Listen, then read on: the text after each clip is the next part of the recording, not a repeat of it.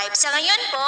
ay nananatili pa rin na easterlies ang dominanteng hangin na umiihip po sa malaking bahagi ng ating bansa, lalo na po sa silangan ng Luzon at Visayas. At meron pa rin pong intertropical convergence zone na nag-extend po sa may Mindanao at nakapalo po dyan ang dalawang banta ng sama ng panahon na ating binabantayan na nasa loob at labas ng ating area of responsibility. At base po sa latest update ng wind map, ang dalawang banta ng sama ng panahon na ito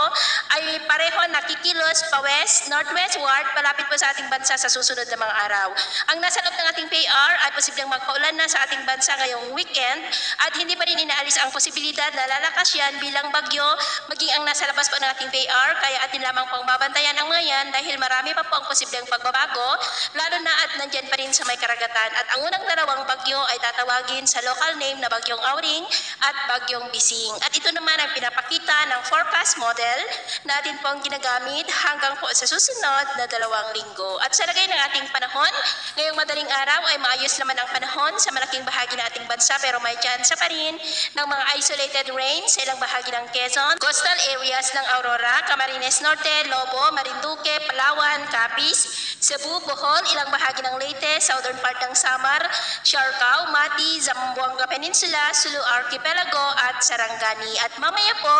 ay sisikat naman ang araw sa malaking bahagi ng ating bansa, mainit at maalinsangan muli, pero may tsansa pa rin ng cloudy skies with isolated rains ilang bahagi ng Infanta, Polillo Island, Camarines Norte, Catanduanes, Palawan, Capiz, Cadiz, ilang bahagi ng Cebu, Bohol, Leyte, southern part ng Samar, Dinagat Island at Siargao, maging sa may Sarangani, Zamboanga at Sulu Archipelago. At mamayang hapon may tsansa pa rin ng cloudy skies with isolated rains po sa malaking bahagi ng Mindanao, Palawan, ilang bahagi ng Visayas at Northern Luzon. Kaya mag-ingat po tayo dahil may tsansa pa rin ng mga banta ng mga pagbaha at pagguho ng lupa. At sa atin naman pong mabaybayin, wala naman po tayong nakataas na namang gale warning signals, pero may pag-ingat lamang po kung papalaot tayo para po mas makaiwas sa mga sakunang